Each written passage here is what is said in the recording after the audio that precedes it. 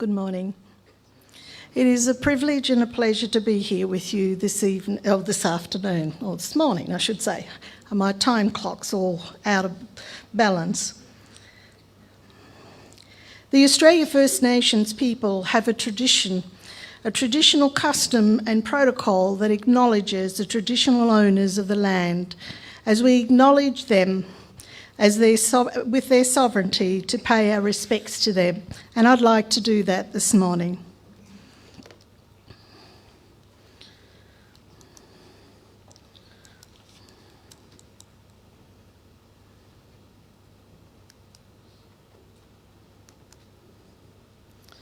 How do I take that up?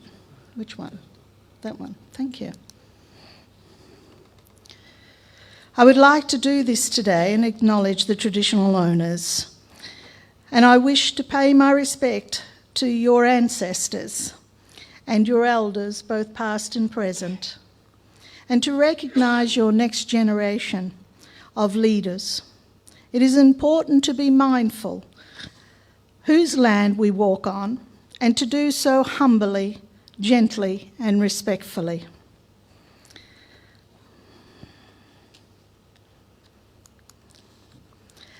The land and seas to Australia First Nation people is a critical life source for our existence. Land and sea is spiritual, physical, social, cultural, ceremonial, and the source of life, and all of these are the foundation to our identity and connection to country. As a Bidjara woman and First Nation scholar, theologian, author and activist, I have spent decades on my own journey of discovery to explore the rich religious, cultural and spiritual heritage of my people and to affirm and embrace my people's teachings and knowledge within the development of my own academic research. Our ancient narratives describes our cosmology, our worldview and our knowledge, which are core to our First Nations ontological quest and fundamental to what we know and embrace.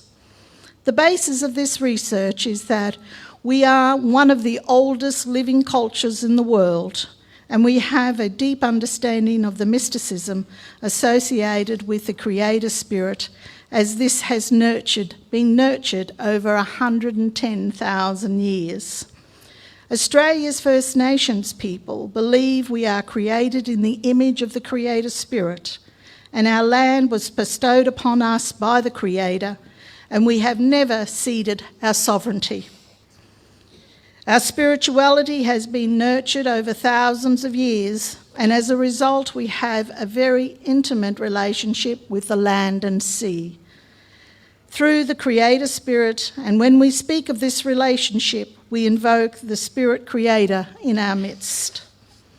Land is more than just a commodity, as the land has far greater value than money. Aboriginal people view land as spirit, the nexus to our spirit ancestors. The law is carved into the land. The late Galarrwuy Yunupingu, respected Aboriginal leader, describes land and spirit this way. This spirit that cannot be seen is like air. We breathe it in and out. We feel the spirit in and through our bodies, but we do not touch it. It is there, like I am standing here, like my ancestors are standing with me. The ancestors of this land are standing with us. The spirit is still strong all the time. Among First Nations Aboriginal, there are powerful stories about the Creator Spirit's acts in the time of creation. Aboriginal Christian leaders tell of their ancestral narratives that speaks about our knowledge and beliefs of the Creator Spirit, who through our spirit ancestors formed and bestowed our world and forged our laws, culture and identity. Our faith in the spiritual world were, and still are, the life force and foundation of our life existence and survival. We have an intuitive sense of God as the Creator Spirit, as a wisdom teacher on country, and our spirit. The Creator Spirit bestowed upon us our land and entrusted this world to us, and we are to protect, care for, and rejuvenate our Earth Mother. The Creator Spirit handed down our law, which dictated every aspect of our life and permeates our spiritual life and teaches us how to care for our country and our obligations and responsibility to our kinship systems, religious and spiritual life, in which to honour and remind us of the Creator's presence and that the Creator Spirit is always with us. What the colonisers failed to see was the rich spiritual life in which First Nations people of Oceania lived and the presence of the Creator Spirit in us. Their understanding of God was different from ours, and because of this, they could not see that we were a deeply spiritual people. The colonisers could not see past our blackness, nor could they comprehend our deep spiritual relationship we had and continue to have with our land and sea, that are spiritual in nature and that our connectedness was defined by this bestowal of land to us by the Creator Spirit. First Nations people of Oceania have first-hand experience of the British Empire, colonisation and missionisation. So when I speak of my people's experiences, there may be aspects of our story that you can relate to, as this is also your story.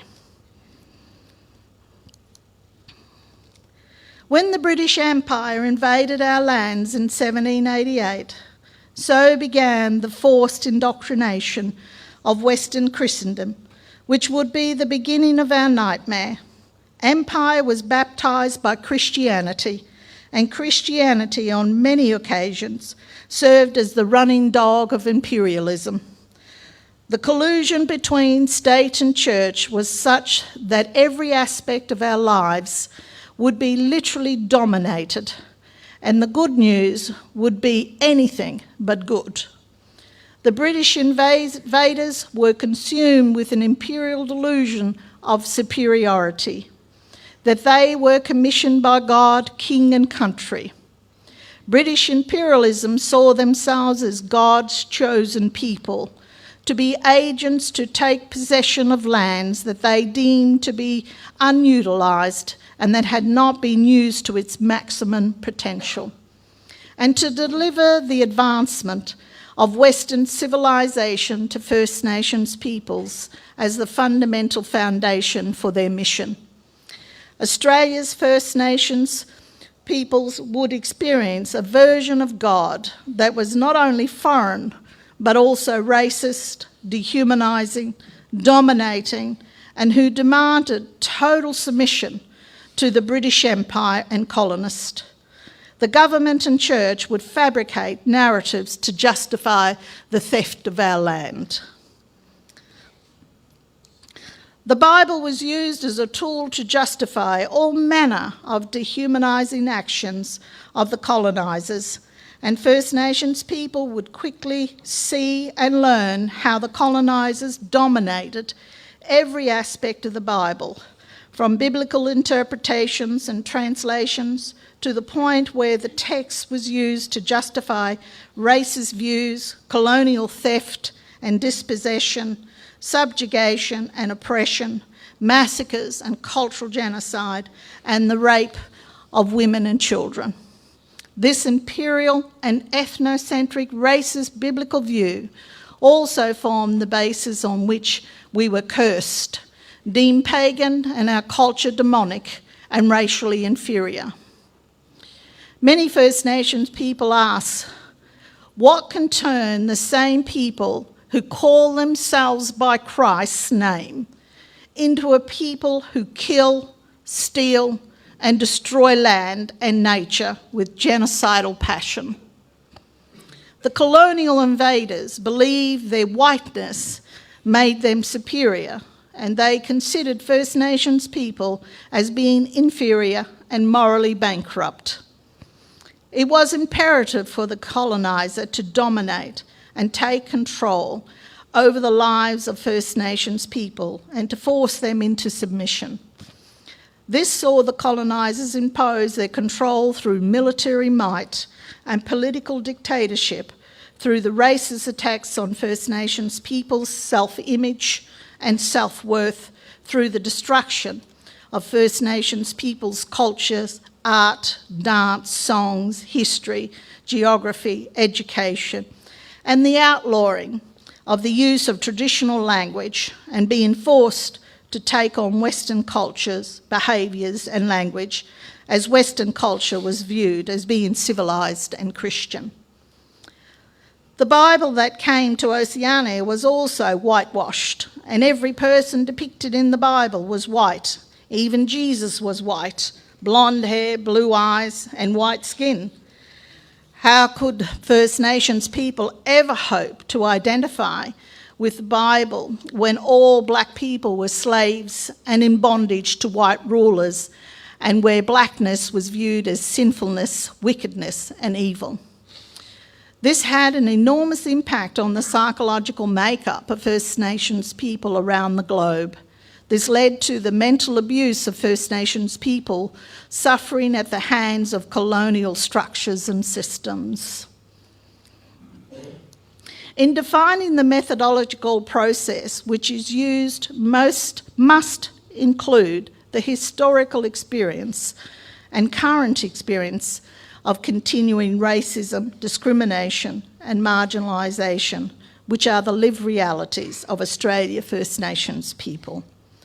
The legacy of colonial Christianity and its effects on both First Nations people and the colonising participants in the colonisation and missionisation process meant there was and still is a critical need for Aboriginal people to identify and to reaffirm our spirituality and cultural heritage as the first step in our struggle for religious self-determination.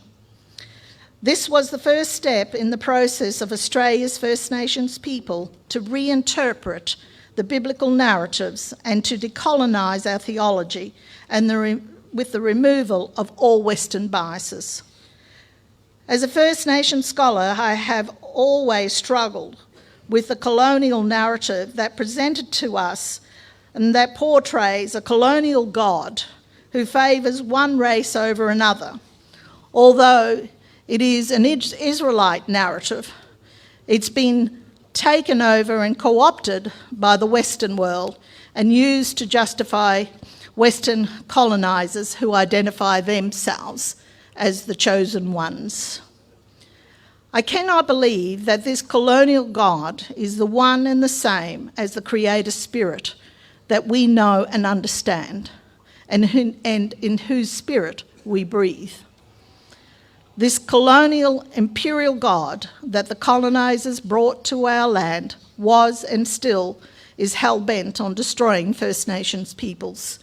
And we could not tolerate bearing the image of this God, nor could we find comfort in or communion with a God who acted like a colonial landlord.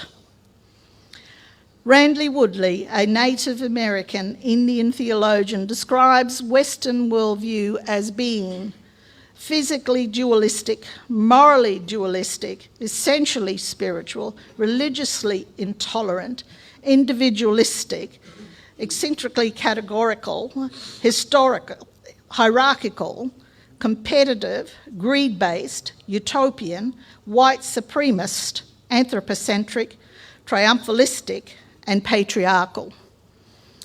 This description would be one that all First Nations people would agree with, as this has been their experience. The Australian churches, however, taught either directly or by implication that the people in the Bible were white, and that to be white was a good thing because it was to be like God. If this is the case, then First Nations people soon realise that they could never be white, so they were doomed to eternal damnation. The colonial Christianity transported to our lands in a flower pot remains in its original flower pot and was never transplanted in the land of my people, and therefore never took root in this country. And this is visible by the fact that theological education still looks to the north and is only engaged in its research and discourse with Europe and North America. Where we see in Australia the majority of theologians have very little engagement within the landscape where they actually live, or within the political and theological context, or with the First Nations people whose land they live upon and call their own.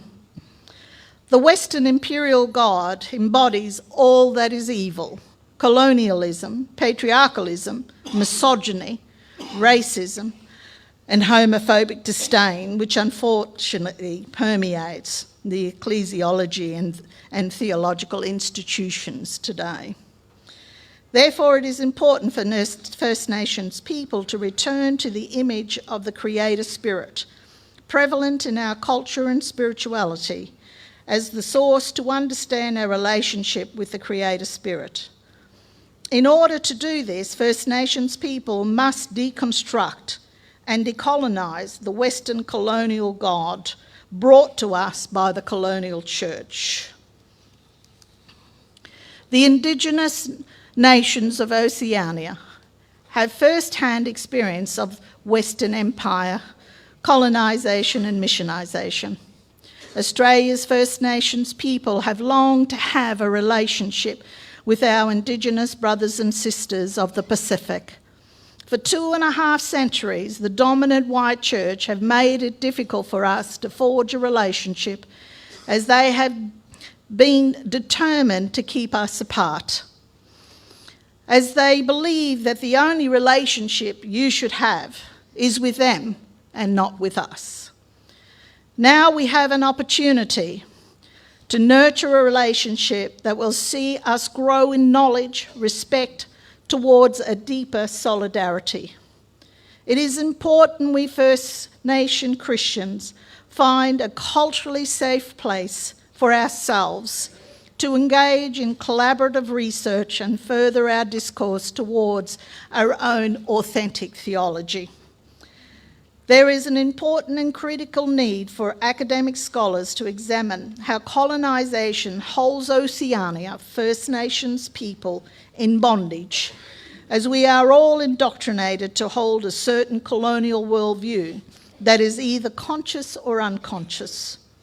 We must be aware that the very structures we participate and function in each and every day are founded on colonial racist values to maintain colonial power, wealth and privilege. An individual who participates in these structures may not be racist, but the structure itself can be and will be used. To work in these structures is not to be racist, but can maintain a racist and exclusionary system to benefit the dominant culture. We need to be able to name this if we are ever to be free and liberated from this colonial mindset that holds us in bondage. While this worldview, structure and values remain in place, we First Nations people of Oceania will never be liberated or free from a life of division, and we will be forever confined to a life of inequality, subjugation, racism, and perpetual poverty. If ever there was a time to transform our theological education, the time is now.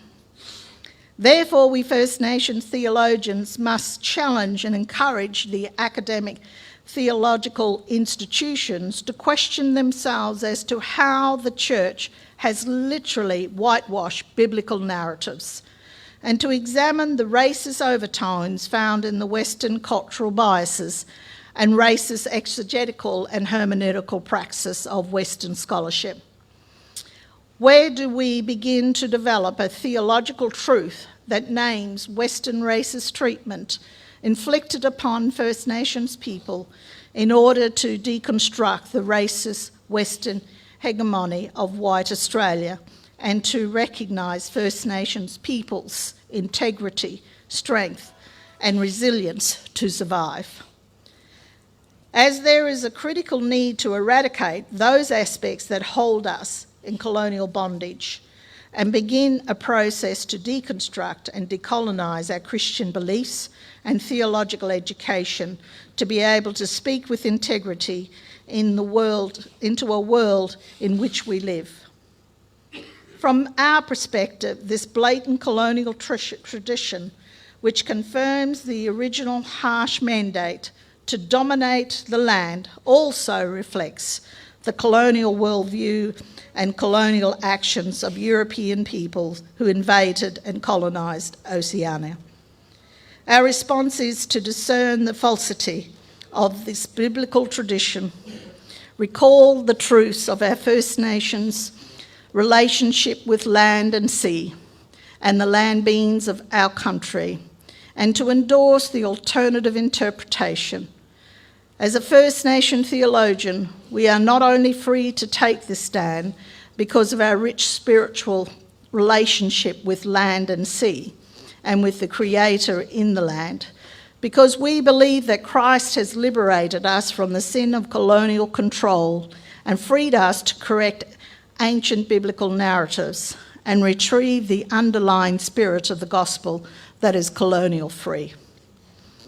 Today, we challenge the colonial inheritors who continue to benefit from the colonial structures, laws and systems as the descendants of the colonisers, who have inherited great power, wealth and privilege resulting from the barbaric acts of their forebearers upon our people, that saw the theft of our lands through legal fictions, massacres of literally thousands of my people, and the multiple generations of stolen children, and the 235 years of oppression and subjugation. As the head of the newly established School of Indigenous Studies at the University of Divinity, we have a very important role to play at this critical time in Oceania.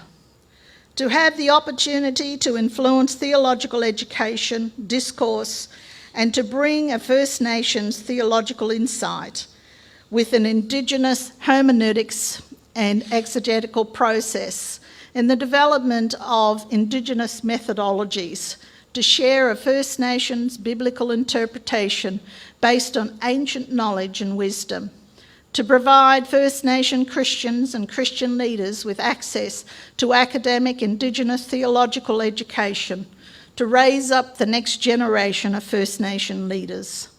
Richard Twiss, a Native American theologian, sums up the aspirations of First Nations people. What we are seeking is a place where the gospel brings freedom and spiritual power to follow Jesus with all our hearts, souls, minds and strength, while still fully embracing our tribal identity, traditional customs, cultural forms, worldview and rituals. We seek a place where we are no longer seen as the perpetual mission field of the dominant cultured church, but rather a place where we are honestly embraced as co-equals, participants in the life and work and community of Christ's followers as Indigenous peoples. The School of Indigenous Studies allows us to be co-equal participants, to influence theological education and to show our theological insights, our cutting-edge scholarship and groundbreaking research. This includes a global platform to raise up the First Nations voice and to also speak into all social and political areas that are a concern and related to securing justice and equity for our people. As a proactive process, we are decolonising theological education within the development of an Indigenous undergraduate degree and postgraduate degrees, which draws upon our Indigenous ancestral narratives, spirituality, cosmology, knowledge and worldview. With academic pathways to ordination, theology, trauma counselling, leadership, cultural law, ethics and ecology, we invite you to be a part of this exciting new venture. Australia's First Nation peoples are excited about our future, as the School of Indigenous Studies is a major achievement and reflects the commitment of the University of Divinity to take this bold step to provide us the access to influence theological education across Australia, but also globally. Until now, theological education was seen as the last bastion of white supremacy in Australia, and now this has changed for the better. This is a radical change and the pivotal shift that is so desperately needed in our country. The School of Indigenous Studies provides First Nation theologians the opportunity to now speak into this world and to challenge the racist biblical interpretations and culturally biased theological concepts that endorsed Western imperialism, colonisation and missionisation in our land. It is important for First Nations people to move beyond Western imperialism, colonisation and missionisation to advocate by seeking guidance from our Creator Spirit made known amongst us in Jesus, who is Christ. First Nations spiritual leaders ask if 2023 is the year of the Lord's favour, to bring good news to the poor and the downtrodden First Nations peoples of our lands. And liberation is seen here through the lens of God's covenant with the poor through Jesus Christ, which is seen as unique to biblical tradition.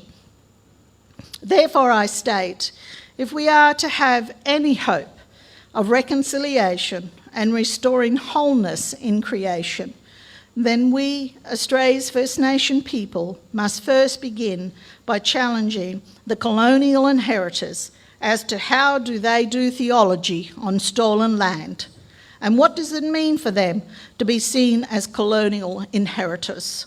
Because it is time for truth-telling and exposing the lies, the brutality and the power, privilege and wealth colonial heritors have gained at the injustice committed against First Nations people. Hence, it is necessary for First Nations people to decolonise themselves, especially to realise that the Bible is still being used by some to colonise us, and we must break free of the colonial shackles in order to be free from the colonial might. It is encouraging to know First Nations peoples since the 1960s have begun to define their own theology through their cultural lens, drawing on our cosmology and knowledge and ontological interpretations of biblical narratives. We want to shape our theological thought and expression by embracing our own language that gives meaning to who we are as a people.